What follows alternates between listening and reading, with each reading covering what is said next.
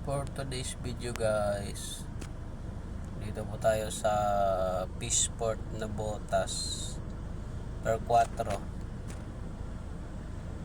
Ayan guys, may gumagawa ng pangkawil ata yan sa lambat. Per 4 guys na botas. Ito po yung mga barko guys, mga barko ng company. Ayan.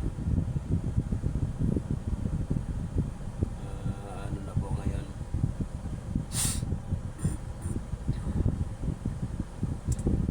fishing ba na yata guys, kaya nandito na sila lahat.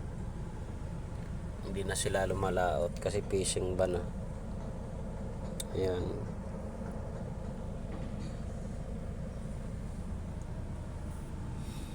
Pahinga na sila, pahinga.